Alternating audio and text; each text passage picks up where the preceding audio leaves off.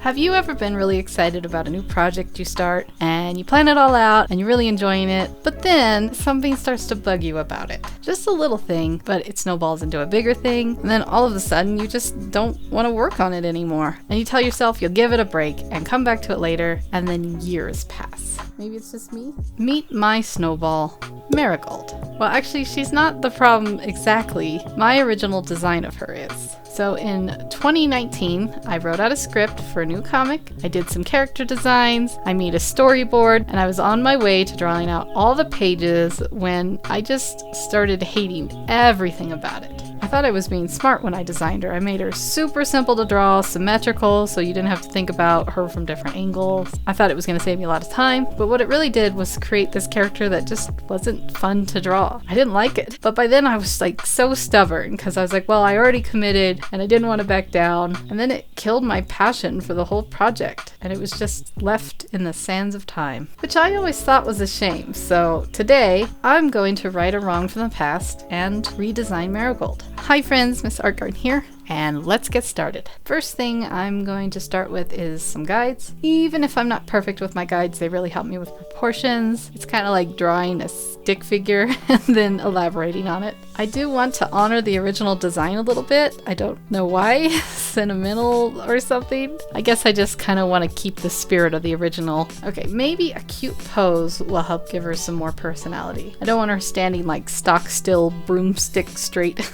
We'll give her a little ebb and flow. If I showed you this picture, how old do you think she is? Somewhere between like 13 and 40. I think it's the length of her proportions or something. I don't know. By the way, the original age was supposed to be like late teens, still kind of a kid, approaching adulthood sort of thing. She looked too much like a kindergarten teacher to me. Like I couldn't disassociate it from that. I'll get to why I think that is in a minute. I'm gonna be honest, since it's been like 5 months since I've actually been able to sit down and draw, my confidence is a little shaky. Which is why I'm gonna duplicate this sketch layer before I expand on it. One of the many benefits of digital work. If I mess it up too much, I could just delete the duplicate, go back to the original guides, and start again. Kind of like a time machine. I mean, I still lose the time I put into it, but you know what I mean.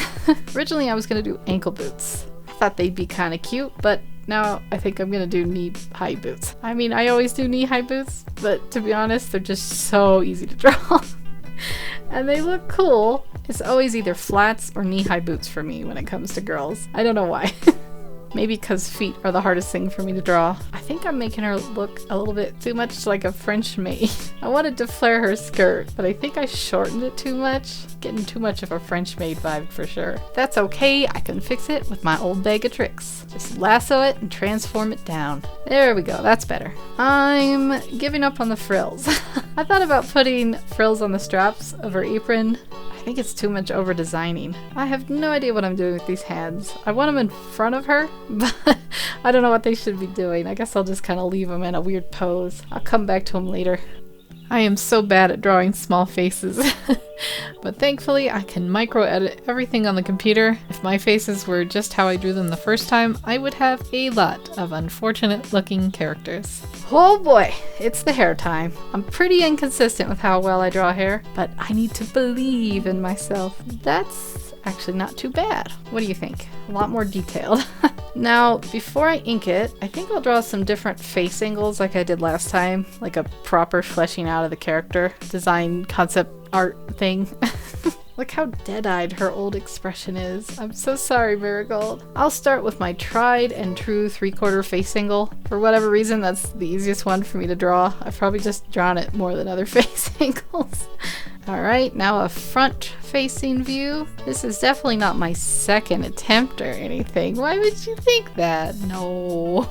No. I'm kind of going for a scared expression, but it looks more like she's surprised. There she is, looking surprised. As intended all along. Definitely wasn't going for scared. Don't worry about that. I'll be honest, my drawing skills are a little more rusty than I thought. I'm gonna whip out the old liquefy tool to fix this side view. But to be double honest, my drawing process has pretty much always been to lay down a mess and then edit the ever-living heckaroony out of it. The more things change, the more they stay the same. Okay, one more angle for the face. Why is it the more I draw, the more bad they look? I'm being too hard on myself. It's okay. It's not perfect. It's okay though. Sketching done. Now it's time for my way of doing the line art through obsessive micromanagement known as the pen tool. I'm an outlier. How I do outlines. That is so close to a pun yet so far. I'll start on the easy stuff in the sketch that I'm pretty sure is all good as it is. Then I'll make my way down to like stuff I might have to change, clothing and hands and stuff. I'm just bad at laying down steady lines with my tablet. My setup isn't the friendliest, but that's where the paths come in. I'm kind of ambivalent about what I should do for the sleeves. I wonder if I should do more ruffles, like big ruffles or little ruffles. But I'm still worried about over designing her outfit, so maybe just a band of fabric instead. What do you think? Are the ruffles better? Is the band of fabric good? Alright, we're getting there. I've left the hands for the last. I'm still not really sure what to do with them, so I guess I'll just go with how I originally sketched them out and make it work. I'm gonna do these on their own layer though, because if I have to edit them or move them or resize them or whatever, it'll just be easier. Time to move on to the head drawings. On a side note, look at this old artwork. I didn't even draw the necklines. They look creepy. This design was doomed from the start. Almost got all the paths. Just a few little tweaks here and there. Bless the pen tool. I am all about editing work rather than drawing it right in the first place. I would not be able to do this with a regular pencil. Shout out to the traditional artists out there. I need to organize my layers real quick. I think I'll group them a bit. Oops, I forgot to go back and merge the hands on the main paths. Okay, let's do an inking test. And now I see I missed a couple things. 1 face, 2 face, 3 face, blue face. That's actually the other character from this story. Should I redesign him? I kind of liked his design better, but maybe he could use some more work. Let me know what you think. Here's the actual 4th face, by the way. Alright, we're in the home stretch. Let's get some base colors decided. First, I gotta make the background something other than white. A completely white background can kind of mess with the perception of the colors. In my first design, I went with like primary colors, red, blue, and yellow, which is like primary school colors. And that's why I think she looks like a kindergarten teacher. She's got that like kindergarten look. So I'm gonna change the color palette a little. I think my original idea was like to put yellow and blue together. They're a color palette that you could make work together really nicely. But I also wanted her to have like a golden looking dress. I really just wanted it to look golden because her name is Marigold. No other reason. So if I want a blue and yellow dress, I can still do that and make it like this. However, the idea of the kind of goldenish dress still sticks with me since her name is Marigold again. I can't really explain it better than that. It's just an idea I have. Symbolism or something? I don't know. Maybe I'll pair it off with a dark purple. Purple and gold are kind of a nice royal palette. Alright, I think that's what I'll go with for now. What do you think? I'm still not 100% sure on this color palette, but I definitely like it better than the first one. Let's put on the base colors on the faces. To make my life easier, I'm going to duplicate the lines, connect them on a new layer, fill them in, then delete that line layer. Tricky business. That fill tool is way better at coloring in the lines than I am, except for these little bits.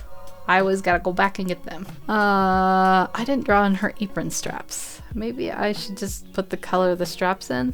Oh no, now it looks like the necks again. Never mind that. I'll just have some yellow down there. She took off her apron for the headshots. Why not? I might change it later. Okay, I just need to put in the whites of her eyes and stuff now. We reached shading, yay! Shading will probably help me decide a little better what I think of the colors. Having the shading can really change the look of them, like can make the colors look darker or lighter or more saturated or more desaturated. You know, you get my drift. It changes the perception of them. And to make this a little bit more cinematic, I'm going to do the paths for the shading all ahead of time and color in one go. So let's give it a go. Alright, now that I have the base colors and the shading, time to work on what I'll call the enhancements. I'm going to use a multiply layer to add a little bit more to the shading. It's also good to give her a blush and lip color. I'm adding a little bit of white highlight in the eyes and on her lips. For now, I'm just going to wing it. When I draw this out as a comic, I'll probably have a consistent opacity and brush hardness, etc. for a more consistent look. Let's add a little glow to her. I'm going to make a layer with an overlay blending change and just touch on it here and there. Another thing I would have to make a palette for in the future, but for now, One last thing I want to do is change the line art color. Call it like a signature technique. I used to make my lines like really thick and color them, but I've been making them thinner and thinner over the years. But even thin, I still like to color them. I think it adds just like a little life to the work. FYI, I do this by making another layer with a clipping mask over the line layer. And you just all over it. Okay, I'm just gonna cheat and blow these up a bit so it looks like I use the canvas base better. Yeah. Alright, there we go. There is my redesign of Marigold. Here's the old one, here's the new one. What do you think? Do you like the new one better or the old one? Hopefully no one likes the old one better after I did all this, but it's okay if you do. Let me know. And if you want to see another character redesign video, let me know about that too. I might do one for this guy. Either way, thanks so much for joining me. I hope you're having a wonderful day, night, evening, whatever. Take care, and I'll see you in the next video.